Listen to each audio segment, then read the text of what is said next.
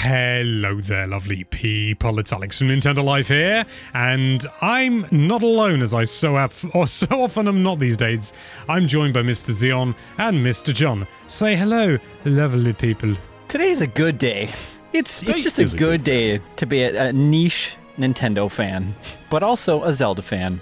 It is, isn't it? And today we're going to be doing something that we've only done once before. It is a live dissection. We're going to be going through the sequel to The Legend of Zelda Breath of the Wild's teaser trailer from E3 2021, and we're going to be looking for little hidden Ghibli bits here and there, which could be of minor interest or major interest, we don't know.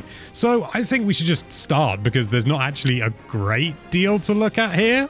But yeah, you guys ready? I think so. I am indeed. Then let's dive into it. Whoa! So it starts off Nintendo Switch, click. And then we get some horrible compression, like really nasty compression. Oh, there we go. That's the first thing, of, I suppose, vague note. Let's just scrub back to that point. There we go. Link has got the malice going over his arm. And that's, that's not a surprise. We knew that from the last one, pretty much. Actually, I don't know whether we knew it was the malice. Did we? Not exactly. I mean, the first trailer was very out of sync, so it was hard to piece together everything. But it looks like this is picking up from where that left off in a lot of areas. Yeah, it seemed almost like it could have been like a magic spell or something, right, originally? Yeah, something like that. But I don't think that's the case. And, we get this glimpse. There's clearly some sort of evil boogaloo going on. But let's carry on. We get another quick shot in just a second. There we go. And that is some sort of corpse, which, come on, it's Ganondorf, isn't it? It's got Gerudo symbols all over him. It's Ganondorf. It's the first proper look at him I think we've had in a while. Yeah, it did go by so fast, too, that I questioned if it was him or not at first, because it just came and went. We don't know for a fact that it's Ganondorf, but come on. Yeah, we pretty much know. And in the last trailer, it ended with him facing the camera at you, whereas now he is just... He's alive. His arms are in the air. His body is back to its form. So it looks like it's definitely picking up after those events from last time. There is one thing here that I noticed just now, actually. He's got holes in his hands. He does. And in his chest, too. And I don't know whether... the holes in the hands look like they could almost be eyes, like Sheikah eyes or something. Oh, sure. Or it could just be rot, because he's got holes, like, on the lower side of his... like, just under his palm as well. But it seems a little bit too significant to me. I was wondering if it was perhaps the sages in prison from Twilight Princess, but I'm pretty sure those were chains rather than impaling his hands. Yeah. I'm curious what that little emblem is, too, that's kind of holding his... It looks a little bit like a heart, like a doesn't belt? it? Yeah, it does. I'm not quite sure. Or the Amiga symbol in some ways. And I suppose if he is the ultimate evil, he is the end, then an Amiga symbol would make sense. Obviously, it's upside down in this context, but, maybe he just got dressed in the dark or something. We're not here to judge. Anyway, moving on. Let's crack on. We get some more lovely compression. And just loads of malice. And there we go. Zelda falling down here. Poor old Zelda. She can't catch a break. It's just Zelda falling into a pit. I don't really know what significance there is. And she continues to fall down into the pit. We can make her come back out of the pit, but no, she falls into the pit like that. And it fades to black. Is there anything significant there at all? I guess we can speculate about where she goes, but it's hard to say. The entire game's about lifting Hyrule. So if she's going down, is she going to be imprisoned down there, or will she maybe even escape from down there? Maybe Right. She's falling upwards. We don't know. If the things are flying up, there's nothing to say that she's not flying up with everything else. Oh, interesting. Sure.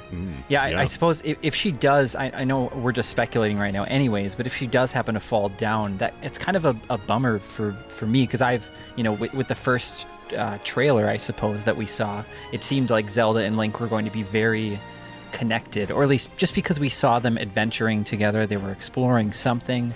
And I hope that this doesn't mean that she's going to be, thrown into a pit and now you have to go save her, or she's trapped for the rest of the game. I really hope that this isn't the the only time that we see Zelda, or I just hope she doesn't disappear. This doesn't seem like a make or break. It feels like they've definitely redesigned Zelda, and throughout the trailer we see Link's hair is a very similar proportion to hers, so I wouldn't say that this throws out any possibility of Zelda being playable or anything like that. This is the second trailer, and it barely shows much gameplay, so it's a bit too early to really say, like, definitively. That's true. Moving on, we get this lovely black screen for a good few seconds. Then we get a great big burst of light, and we see Link falling very Skyward Sword-like. It's it's hard to deny that. Definitely free falling. I don't know of anything that's worth mentioning with this free falling, apart from that it looks a bit like Skyward Sword. Yeah. Do you guys have anything? I mean, how did he get there? If throughout the trailer we see Link going from the land to the sky, like later on, we'll touch on what happens later on, but he is free falling from where? He's in the sky, so what did he jump from? Is there a higher up platform, or perhaps if it is like Skyward Sword, maybe he's managed to like dive off his Loftwing or something? Maybe. I will say that if you look at the cloth that he's wearing over his shoulder, it kind of has like a yellow pattern on it, and it almost looks like a design that's similar to what Link's blue tunic had on it. How it had the the scarf sort of that all the champions wore, and it had all of their different divine beasts on it, I believe. I actually have one that was made by a company. It's like a replica by Muster Brand. I just pulled it off the shelf quick to look, and it looks similar. It's not the same, but I wonder just what the relevance of that is. Right. It's definitely interesting, and this is also the first instance we get of Link's clearly not looking great arm. I mean, it's his right arm. It's definitely looked better. And throughout the trailer we see a lot of use of this arm. It's most likely the evolution of the Sheikah Slate, maybe replacing it, maybe being alongside it, but it seems it's going to give Link a lot of new abilities. Yeah, and to be honest, the idea of replacing something as integral to the original game as the Sheikah Slate is kind of a bold move, and one that I would genuinely welcome. Absolutely. Yeah, it does kind of feel like how would Breath of the Wild, what would a Breath of the Wild 2 be without the Sheikah Slate? But this is a potentially excellent revision of it. And I didn't notice until now either, but you can see that the malice or whatever, whatever you'd like to call it, is kind of, I didn't realize it's like consuming his body as well. It's going kind of into his torso, and you could see that really well just with the outfit that he's wearing too. Oh, absolutely, you're right. Yeah, and as you mentioned in the discussion video we had, it's very Princess Mononoke, isn't it? Yeah, and you have that movie, don't you, Alex? I do, yeah. I watched it for the first time last year, I think, and I was honestly wowed. I enjoyed it way more than I thought I would. I didn't think I'd dislike it by any stretch, but wow, yeah. No, it was way better than I expected it to be. Super good. I'm glad. Anyway, moving on, we see Link falling, and then we get him on his glider. There's not a lot to say with this scene, except there's something on the right there which looks like maybe a structure of some sort. Oh yeah, wow. It's hard to tell, but it could well be some sort of large sort of wooden structure, because that looks like it could be a roof of some description.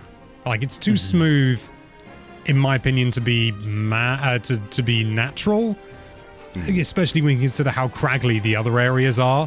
I could be wrong, of course, but it definitely looks man-made. You're touching on something big here, I think. The assumption is that Breath of the Wild 2 is based on the world of the first game, but a lot of it's been elevated. But this structure doesn't really scream any part of Breath of the Wild 1 to me. No. Like, I'm thinking of the Colosseum or areas like that, but no, this seems like a new building. It does kind of give me not Hiteno Village, but it's not Kakariko Village either, but I don't think. Maybe I'm thinking of one of those, but there is a roof. Oh, do you mean Lurlin? Maybe. The ocean town, the sort of port town. That's not the one that I'm thinking of, but I'd be curious to go back now and explore and see if we can find anything resembling this at all. Sure. Yeah. A lot of the land in the sky does look unique. And if Alex, can you go back to Link and focus on his shield a moment? Absolutely. So the symbol there looks like I think most people would assume it's a Sheikah symbol, but the eye is actually very similar to Vati. Now, I don't want to speculate about Vati being a character in this game, but Breath of the Wild does pay a lot of homage to previous games, like especially with location names and things like that. And this has been spreading around a bit, and that is definitely Vati's eye. So it seems like they are probably just winking at it. Maybe there's a deeper connection, but I think this is more of a wink to previous games. That's really cool. I would love to see him come back in some capacity. I think it's entirely possible that maybe it's the same race or tribe that Vati was part of. You know how they've toyed around with things like the Twilight and things like that? It's possible. It may well just be a nod. That's the most likely thing. But yeah, there's clearly some sort of shenanigans going on here, and it's really interesting to see what else there is. Should we move on? Yeah, sure. Let's go! So here we go. Here's another shot. We get another decent look at the shield there. This intrigued me, this shot, only because what you said before, John, about how a lot of the floating platforms look unique. It's entirely possible that Link is currently on one of those floating islands. But if not, the trees are almost identical to the ones that are actually in the sky. So either this is parts of the ground that have been lifted up, or this is, sort of various, is almost sort of an archipelago in the sky. Sure. This area here reminds me a lot, and it might be something completely different, but it reminds me a lot of one area in Breath of the Wild where there's a shrine and multiple guardians around it.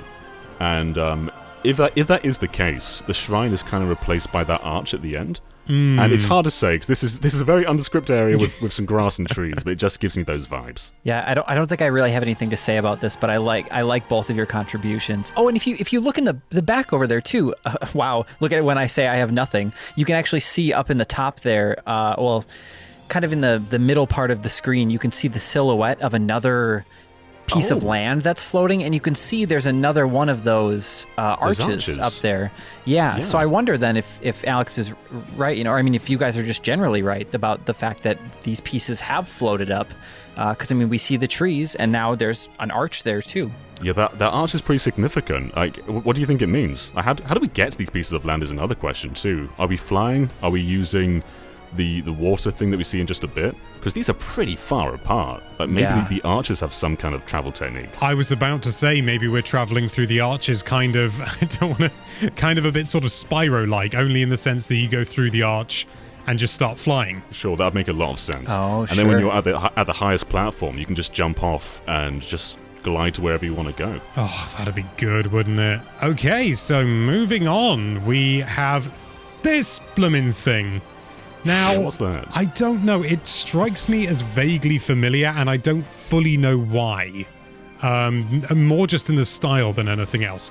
Also, pay close attention to those artichoke-like sort of formations that it's got on the side of its, I want to say, head, because they come up subsequently. So keep an eye out for that. There's two things I want to know. First thing, there's another arch on the right. Right next to him. Second thing, he reminds me of the wind gods from Wind Waker. Those things that would be in the cyclones. That's it. I couldn't think what it is, but that is absolutely it. And it does look friendly, doesn't it? It doesn't look like an enemy. No, yeah. There's something in his mouth. Is it just talk? Yeah, I think it's just talking. There's no kind of vicious attack being brewed up. No, I'm not even sure that's his mouth. I see what you mean though about. Yeah, at first I thought the gold piece in the middle was an eye, but now I totally see two eyes on the side and a potential mouth, and it does look like a little friendly dragon statue thing. I don't know, it's... Maybe the sort of the golden thing in the middle is like the third eye, sort of the philosophy of the mind's eye, sort of personified. Maybe. Sure. I wonder if it's going to glow, because those artichoke style things that you were mentioning, it almost feels like they could light up at night, or just if you meet a certain requirement or something, or if it is a happy creature. It could well do, yeah. It's a cool design. I actually really like it. It sort of feels like it fits in with Breath of the Wild, but without being too similar to stuff we've seen before. It definitely looks different. Mm-hmm. Yeah, very mechanical feeling too. For sure. Moving on, we get a shot of this. Now, this is something that I've noticed. All the bokoblin in this trailer have horns. Yeah, I noticed that too. There's a blue one later with the horn as well. Every single one of them. I thought, maybe it's a rank thing, but no, all the bokoblins have horns. And as you'll see in a second, these bokoblins are on the back, or at least the head of a stone talus. I love this. Yeah, it's great. It's If you go way back to when Link's gliding down to the ground, you can even see the rock on the back of the stone talus's back. Yeah. So it looks like you can still crumble this entire structure. Yeah, it'll be interesting to see if by knocking it over, as you do when you hit that weak point, whether that throws the bokoblins off. That sounds like it would be maybe a little bit too easy, but who knows? Maybe they've got another element in account there. Yeah, if you sneak up on him or something or sneak up on it or something. Yeah, possibly. Yeah. What's interesting about this scene too is it resembles the first game so closely. I can recognize this area like almost perfectly. Yeah, I'm looking in the background to see if there's anything of significance, and I can't see anything, to be honest. No, there's another camp in the distance just before the scene cuts. It's hard to tell if this one's also in a stone talus or not. Oh, yeah, there it is. No, I'm not sure it is. It's hard to tell, isn't it? Yeah, I guess like the the takeaway idea. is it looks like Breath of the Wild 1. There's going to be the land below and then the land in the sky. So it's definitely going to be familiar. But it's going to be interesting to see how it sort of plays on that familiarity.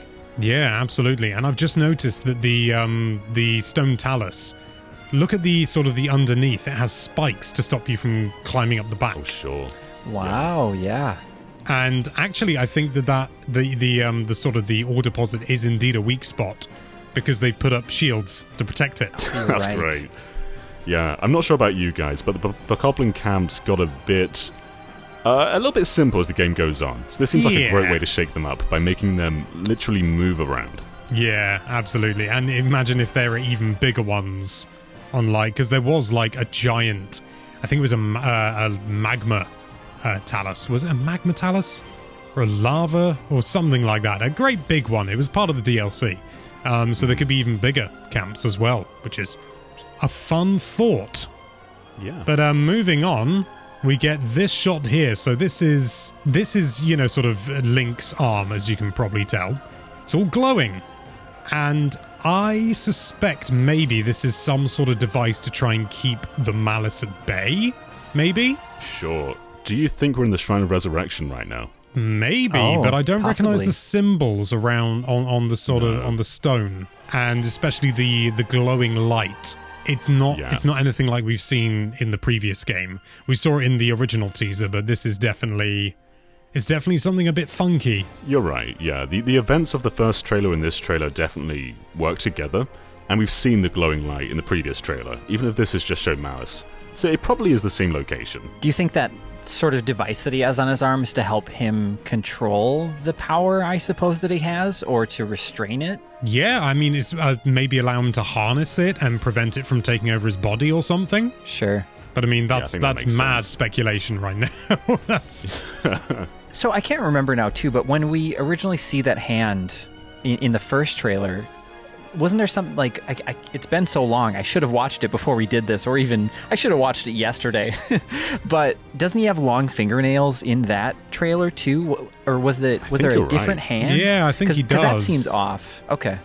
Yeah, it looks a bit odd, doesn't it? As if it's almost something is trying to possess him, as you've said previously. Mm-hmm. Moving on, we get this shot here. So we see Link using his right arm, the quote-unquote infected one, using a very, this looks very much like stasis. It's not exactly the same, though, as we'll see here, because it gets thrown back up, and it's almost as though rather than freezing and throwing it back, it's almost as if time is being reversed on it. Mm-hmm. Oh, you're right. I think that's definitely what's going on. And what's interesting as well is the music reverses at this point too. And when you play it back, is the theme from the Breath of the Wild trailer. Yep. And it feels like time is kind of a focus of some of these mechanics, and we'll see that again in just a moment, I think.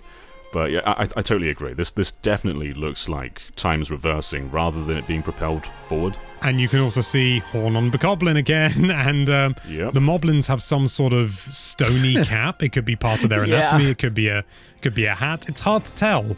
What But dorks. yeah, and it shows that this is clearly a weapon they've constructed. It's crude, metal, scratches all over it. So they've clearly upped their game as well. Is that due to Ganon's influence, or are they now feral from Ganon? Who knows? Yeah, it's hard to say at this point. Moving on, so there we go, there's Smash That. This is another interesting thing. Now, John, you talked about how in this scene, this was a sort of a Link channeling his arm into a flamethrower. It's not. Yeah, I think I was if you wrong. look at it, That's his left arm. It's his shield. If you see, his arm's crooked. So this is, I think, a weapon, which we've not yet seen before, but this looks very much like the Zonai, which with all the like the ruins that they have with the statues with like the sort of dragon heads in Farron. That's if that's right, that's really cool because they could be alluding to this since the first game. Yeah, a lot of people have been suspecting that they have a role to play in this, and this is kind of suggesting that as well. And this big horrible tendril thing is clearly susceptible to fire, which is good to know at the very least. But yeah, there's definitely some that's definitely different, and it looks like that maybe just by holding up the shield it causes Link to spew fire, which is damned cool. An offensive shield is a really interesting idea. And I suppose another question, where are we? Because ahead of this is an altar, and it looks like there's a dead end after that. So is this a shrine? Or is this would there be a chest at the end for defeating this thing or something like that? It's entirely possible.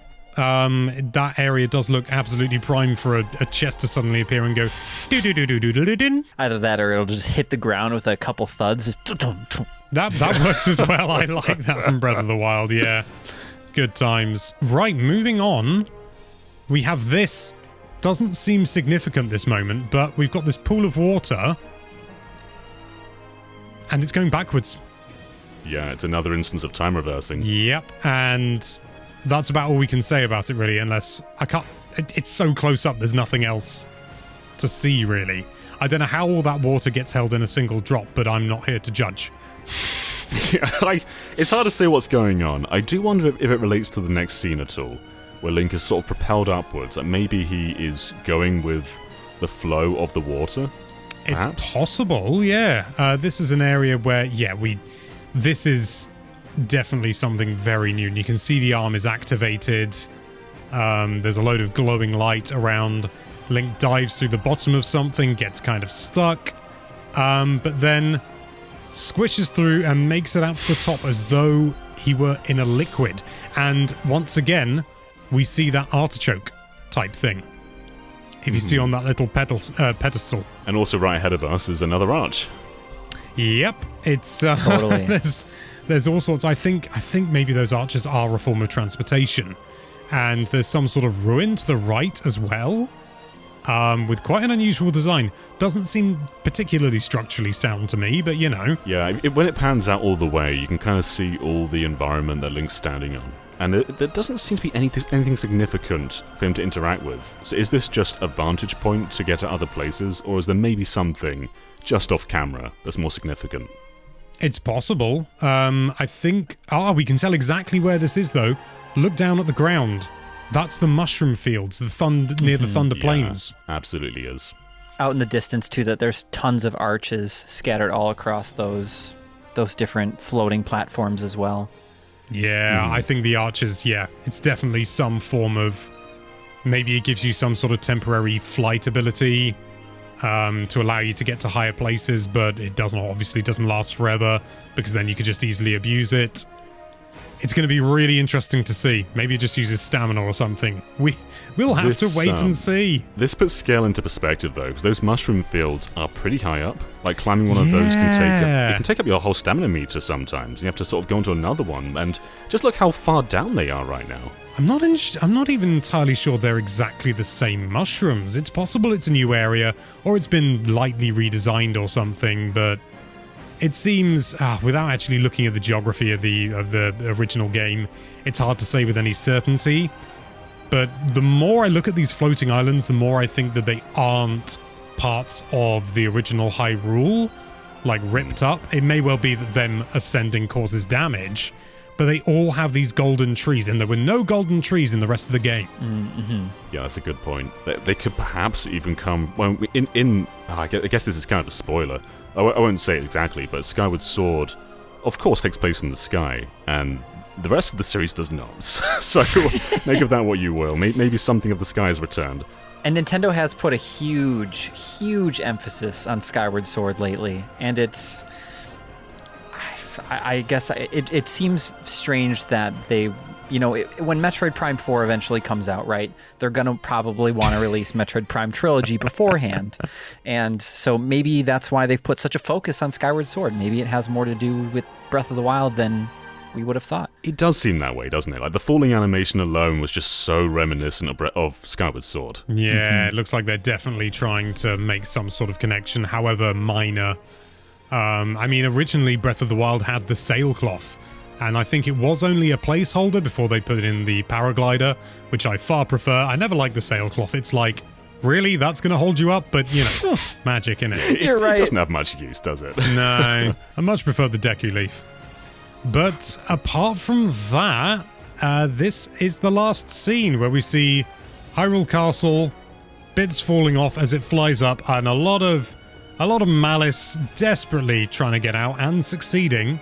Fades to black, and we get to see Hyrule Castle floating, much like the rest of everything else.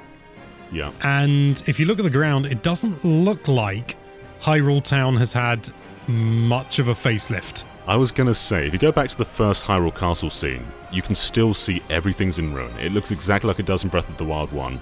There's still moss growing on the sort of Loftwing statues on the far left. And we assume time has passed, because Zelda's got a different hairstyle.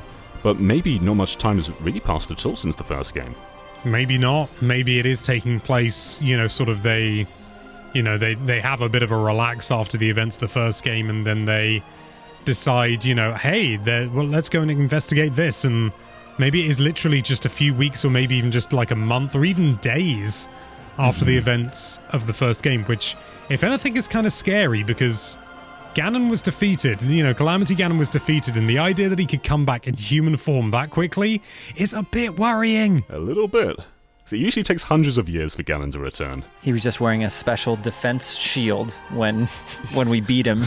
He was wearing Frodo's mithril vest. Exactly. And finally, the Lord of the Rings comes full circle. Well, we got the Happy Mask Salesman as Tom Bombadil, which some people confirmed for me in the comments, which I was very pleased about. But apart from that is the end of the trailer. It just continues on for a little bit, floating around. And it continues to float around, and it continues to float around. I think if we look close enough in the smoke here, that's kind of billowing underneath Hyrule Castle, I'm pretty sure we can make out the title of Breath of the Wild sequel. Yes, it says The Legend of Zelda: Smooth. Yeah. But yeah, that is the whole trailer. We actually got more out of that than I thought we would. Like, I genuinely thought this was going to be sort of 10 minutes, wham, bam, thank you, ma'am.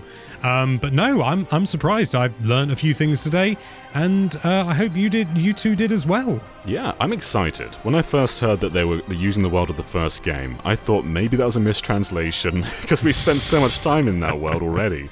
How can they possibly make it exciting? And it seems the answer is the sky.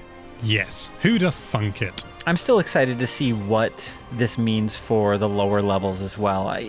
Because I think I'm one of those people that really I want dungeons. I want something monumental to go explore. But I think if the sky is the place that we get to explore now instead, that's almost a different world in itself. So I think I'm pretty excited now as well, especially dissecting this too. This was a lot of fun. Yeah, and this isn't a simple asset reuse. I mean, this game's been in development for 4 years now. Yikes. Yeah, but goblins have horns now. Come on.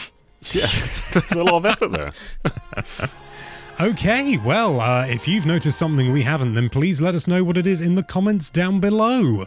But all that's left for me to say is thank you so much for watching. If you like this video, then why don't you raise that subscribe button up with a whole lot of malice underneath just begging to come out, and be sure to check out nintendolife.com for all sorts of lovely Nintendo-related content. Thank you again for watching. Bye-bye. I'm John, but in the sky. I'm Xeon, and I would love to be underground.